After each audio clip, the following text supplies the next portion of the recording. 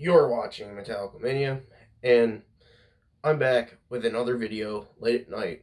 Hopefully you didn't think I forgot about the upload streak. I didn't. I just was busy today and really couldn't get to mostly sitting down and listening to a classic album. And, well, I thought maybe I would go try to go back to one of the more cult following beginning albums.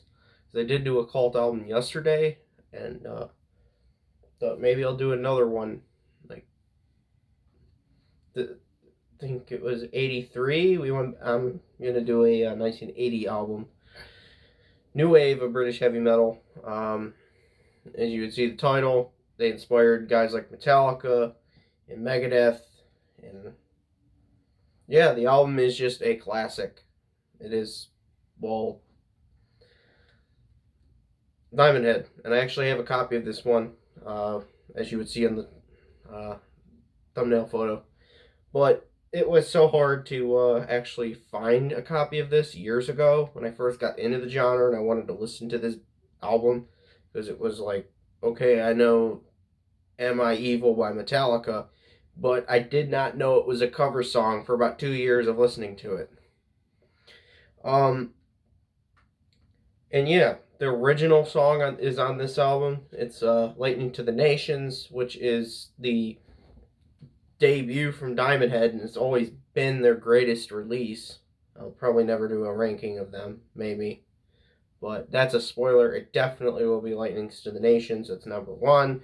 There's no way to today, modern, like, if this album came out now, it'd probably get really shit on because, well, the production quality and the instrumentals are not all there. But the thing is, for the time, it's definitely a perfect album. It's definitely like something that you would not see anywhere else, and it kind of gave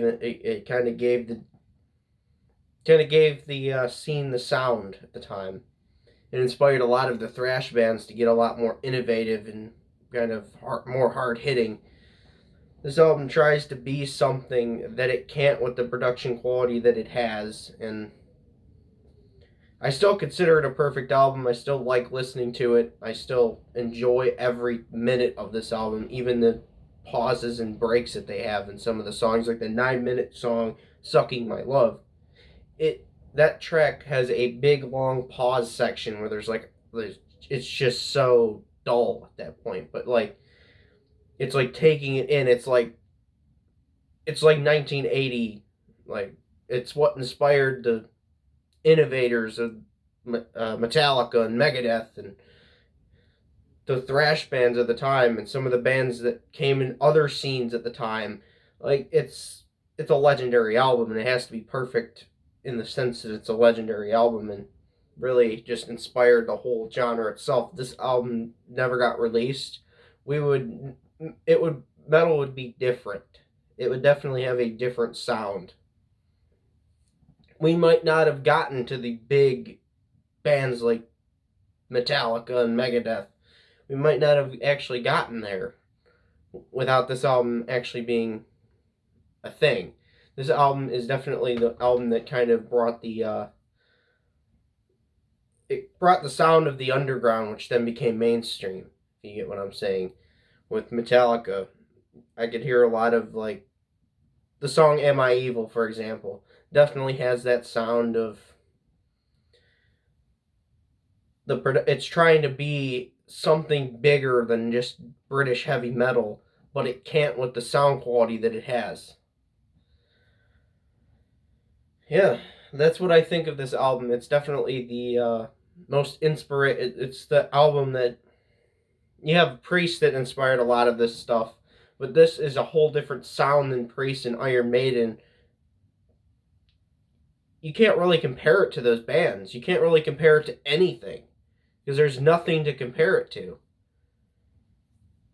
Because nobody has done this sound exactly like or better than this album. That it's just so original. You can't even do anything to compare anything to it. So I can't really judge it on how it was back in the day, because you really can't actually judge it on anything that else came out back in the day without. I just can't explain it. I cannot explain what this album really sounds like. It sounds like no other album released at that time. And it definitely was an innovative one. Like, and another thing with the tapes, man, there was a quest for the tapes for like years and years. In 2011 they finally re-released it after years of people just going out and searching for this album and trying to get the original vinyl copies that like were almost impossible to find. And a lot of the fans of this band had to go to weird, like, I don't know, switch, like, I don't know what they did. They took it from the vinyl, then they took it to other things and other things and other things, kind of re-recorded it with guitars, and then they put it on another label or whatever. They couldn't really find the original record to actually take the album from. So a lot of the 1990s copies of this album isn't really this album. It has a whole different sound than this album. And this and the 2016 re-release is the only two like actual ones that sound like the old vinyl ones. And I just picked up this copy maybe a few weeks ago and I haven't listened to it. And I didn't realize it at the time.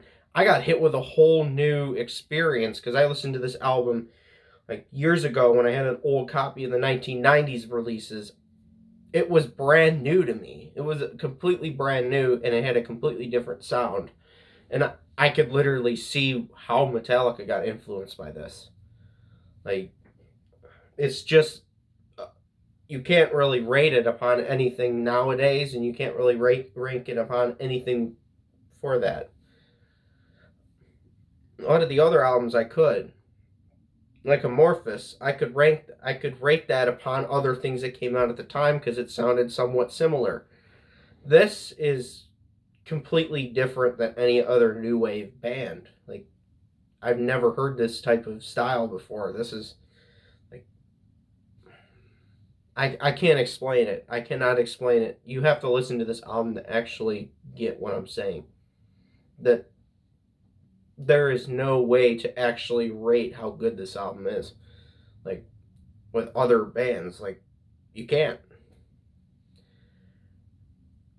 Right now, I would give it 100 out of 100 just for how it is. It sounds amazing. It sounds amazing and bad at the same time. But the bad part is the production. The instruments and the riffs are fantastic. Just the overall vocals are just over the top and just gives it a whole nother feel to it than mostly anything you would listen to ever. And for bands to try to recreate this, I could completely understand how they tried to recreate some of this inspiration that they got from this album. And I just gotta say this is by far one of the best classics I've reviewed. Like, and one of the best, like, it would fall on one of my best albums ever, like, in my opinion. If I had to do a list, which it would take, I don't even know if I could do that list. Just how many albums that I've listened to in this and heavy metal in general, this one would probably fall on there. Like, just for how influential it was to the scene and how influential it was towards metal progression as it's known. So yeah, that's what I think of Diamond Head's Lightning to the Nations. It's definitely not like anything other. There's nothing like this album. It's definitely worth a listen. It'll definitely throw you back. It's a time capsule. You have to track down this album to be able to listen to it. There's digital. There's actually this album's actually on Spotify now. On this recording, coming directly from the vinyl, which I love it. It could go down anytime though. I don't like buying. I don't trust digitals. I don't trust digital. You could listen to it on digital while it's up, but then I would try to pick up a regular copy of it because it's worth having in your collection. It's worth listening to. I probably will go back to it many times. So yeah, that's what I think of this album. I did a false finish. Sorry about that. But this is where I gotta end the video. It's been fun doing it. Fun continuing on this upload streak and listening to this album. So I'll see you guys in the next video, which will be up tomorrow, and hopefully I can get some sleep because I am definitely wanting some sleep.